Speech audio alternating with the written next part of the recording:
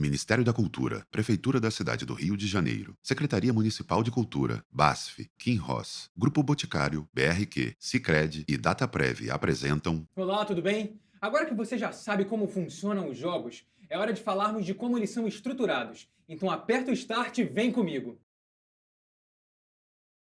logotipo animado da Criar Jogos, fundo azul com degradê lilás, homem branco de cabelo comprido preso e roupa preta, animação com o nome do professor Caio Passos. Olá, queridos alunos! Sejam bem-vindos à 13ª fase do seu curso de Criar Jogos. Eu sou o professor Caio e hoje nós vamos falar de Level Design. Aula 13, Level Design. É nesse momento que você vai aprender como criar da melhor forma as etapas em que seu personagem deve passar. Isso se dá o nome de Level Design. Veja bem, quando falamos de Level Design, estamos falando sobre como fazer o projeto de fases, planejar a estrutura das fases, ok?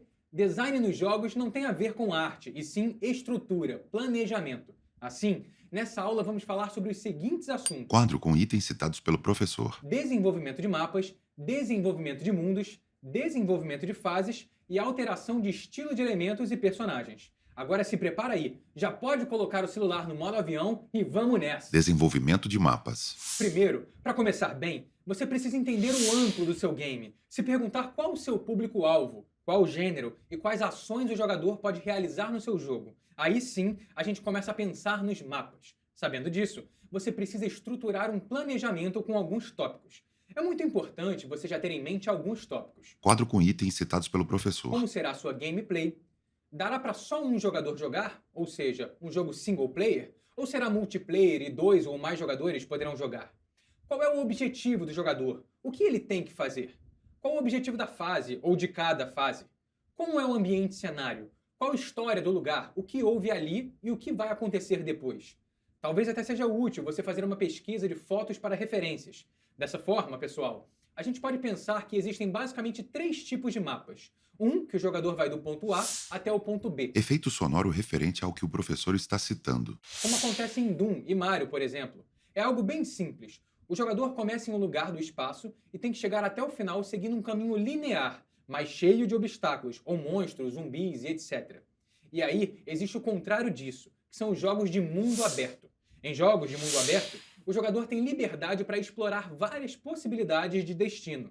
Geralmente, nesses tipos de jogos, há missões ou tarefas em que o jogador tem que ir para completar e conseguir prosseguir na narrativa. Aí, a gente está falando de jogos como GTA, Far Cry e Minecraft. O terceiro tipo é justamente a mistura entre os dois que eu já disse antes. São jogos em que o jogador tem um caminho certo, mas também a opção de explorar. Muitas vezes, nesses games, o jogador explora após passar pelo caminho linear. Isso acontece em jogos como Crysis, por exemplo. E além disso, você também tem que se perguntar que tipo de mapa você está se propondo a fazer. Será uma cidade, uma masmorra, um continente? Dito isso, recapitulando, a gente pode pensar em três tipos de mapas. Um que o jogador vai do ponto A ao ponto B, outro de mundo aberto, em que o player pode explorar uma cidade ou um universo e fazer missões dentro desse ambiente, e a mistura desses dois.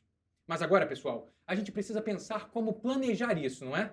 Como eu já disse antes, é muito importante esse planejamento e para nós fazermos o level design, pensar em como serão os nossos mapas de fases. A gente precisa colocar a mão na massa e desenhar os nossos mapas.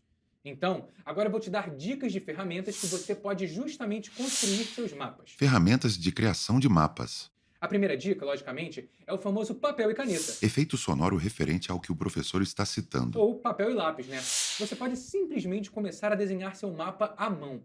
Isso também é uma opção para você começar a esboçar seus mapas e fases, ter um rascunho. Depois, caso queira, passar para algum software. Vou te dizer, ajuda e muito.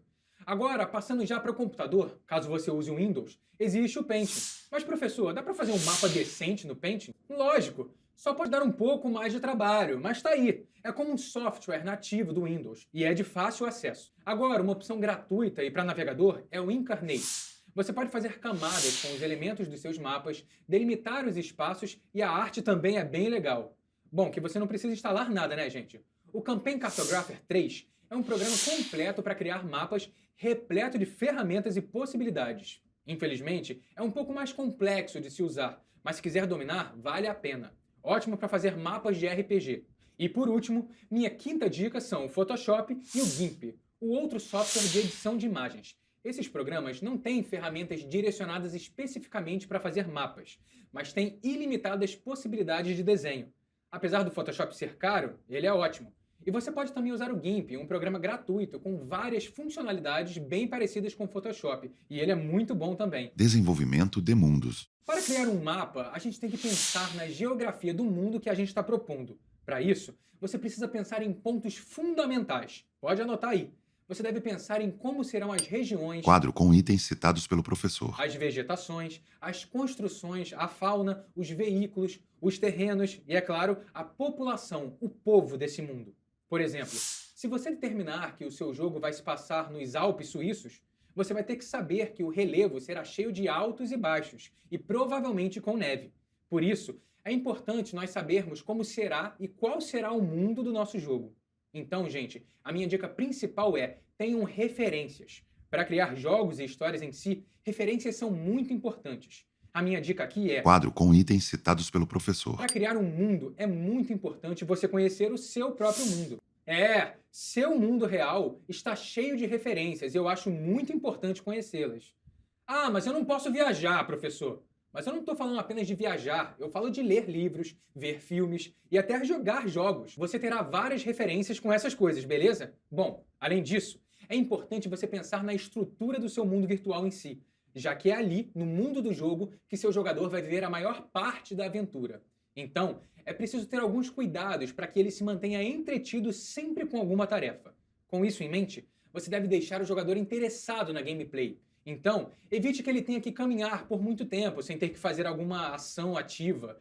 Ele precisa fazer algo interessante, como lutar, coletar, escalar, nadar, fugir, encontrar alguma coisa. Dê sempre ao jogador algo para fazer em seu mundo. Além disso, você pode fazer o jogador ter que fazer escolhas, por exemplo, Múltiplos caminhos ou bifurcações. ao construir uma bifurcação, caminhos múltiplos. Às vezes, um caminho escolhido pode levar para algum lugar que ele precise coletar algo para que, aí sim, siga pela outra opção ou porta. Você tem que tomar cuidado para não ser muito repetitivo nisso. Se seu jogo for mundo aberto, pense que alguns jogadores até gostam de explorar, mas outros preferem não perder tanto tempo. Então, sempre dê as duas opções. Você também pode dar ao jogador opções de veículos. Opções de veículos. Ao invés de andar a pé, ele pode, em certo ponto, usar um cavalo ou um helicóptero, ou até talvez teletransporte para se locomover. Ainda, pessoal, algo muito legal que vocês podem usar no seu mundo são os pontos de referência.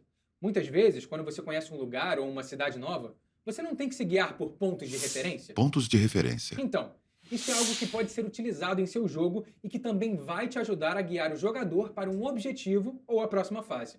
Bom, agora acho que vale a pena pontuar mundos complexos, ou especificamente mundos de RPG. Mundos de RPG. Eu digo isso porque geralmente esses jogos têm mundos que podem ser até universos muito complexos e grandes, em que há magia ou até mesmo deuses de origens diferentes. Para esses tipos de mundos, pense primeiro no formato. Formato e posição no mundo no universo proposto. E quando eu digo formato, é a forma mesmo. Por exemplo, a Terra é um geóide. Seu mundo pode ser triangular, ou um anel, ou até mesmo uma grande nave.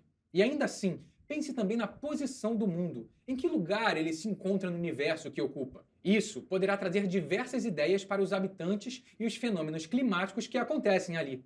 Com isso, você pode pensar no tamanho, gravidade e densidade. Quadro com itens citados pelo professor. Isso também afeta em vários pontos, por exemplo, um mundo muito grande como Júpiter poderia colapsar e virar uma estrela. E olha, o tamanho afeta a gravidade, que afeta todo o resto. Um mundo de baixa gravidade não seguraria água. Olha só como a coisa vai ficando bastante complexa. Além disso, a densidade se baseia na massa do material que compõe o mundo. Então, o mundo pode ser feito basicamente de poeira e gases com uma densidade baixa, como Saturno e Júpiter. E aí, galera, a gente pode pensar na água. Água. Como já deve ter ouvido falar, água é vida. Você pode pensar que se o seu mundo tiver terra como referência, seus habitantes precisarão de água. Como é possível um mundo sem água? Até porque a água precisa estar em estado líquido para o consumo. É muito legal pensar nessas coisas, né, gente? Agora, lógico, você precisaria pensar em outros elementos que eu já abordei aqui. Como é a fauna? E o relevo? Quem mora lá? E o mapa?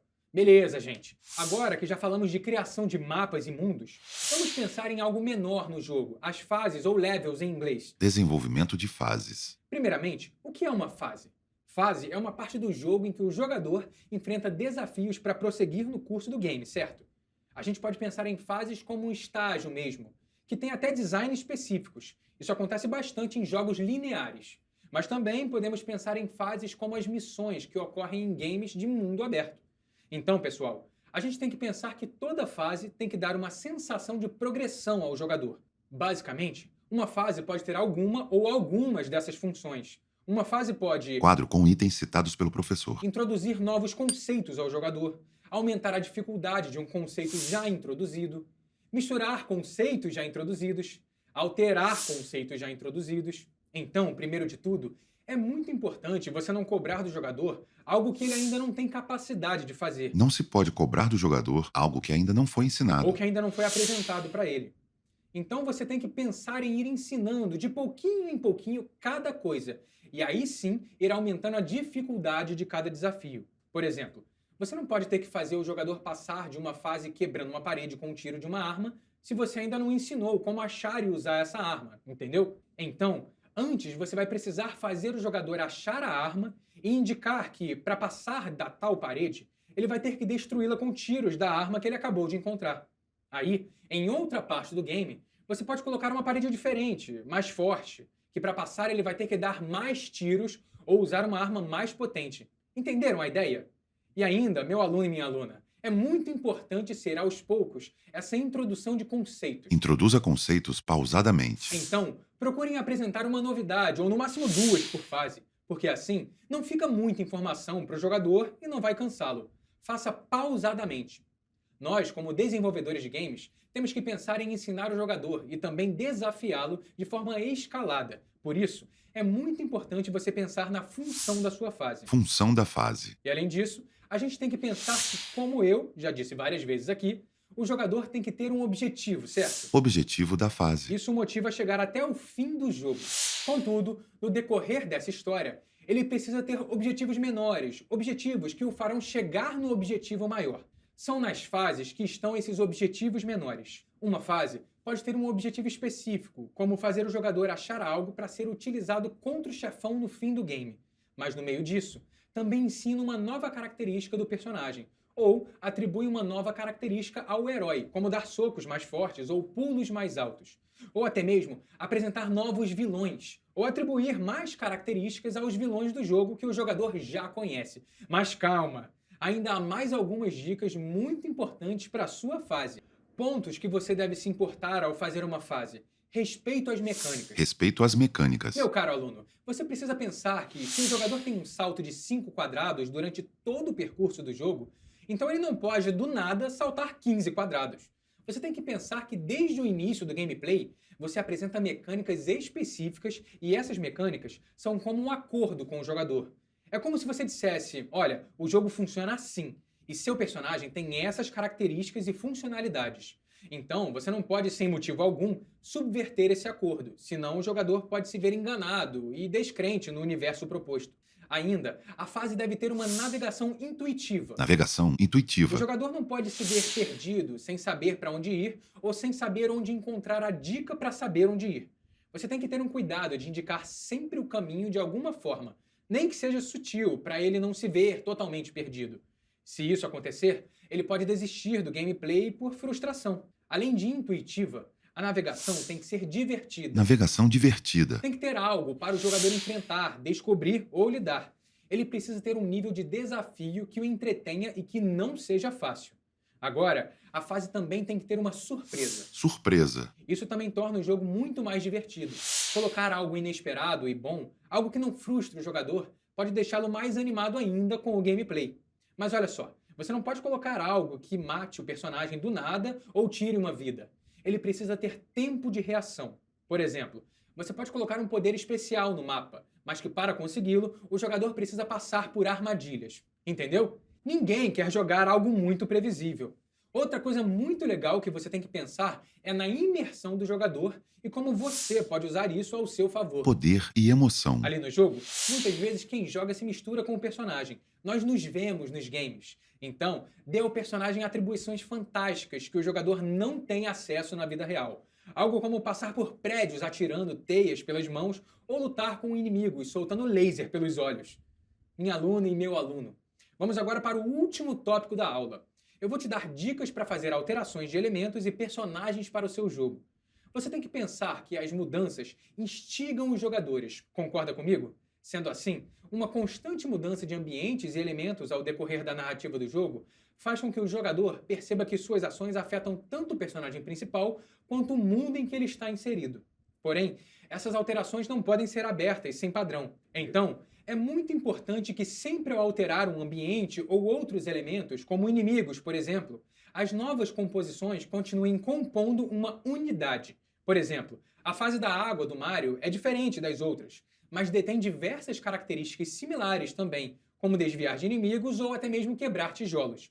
Perceberam que é uma fase muito diferente, mas que faz com que o jogador creia que faz parte do mesmo mundo das outras? Então fiquem ligados em manter similaridades ao ter alterações de cenários e elementos. Não pode ter uma descaracterização do jogo. Então, galera, por hoje é isso. Eu espero que vocês tenham anotado muita coisa e aprendido muito. Muito obrigado por acompanharem até aqui mais uma vez e eu espero que vocês tenham curtido essa jornada, porque eu curti muito. Abraço, meus queridos, e nos vemos numa próxima aula. Tchau! Lei de Incentivo à Cultura. Patrocínio: Prefeitura do Rio de Janeiro, BASF, Kim Ross, Grupo Boticário, BRQ, Sicredi, Dataprev. Realização: Burburinho Cultural, Ministério da Cultura, Governo Federal.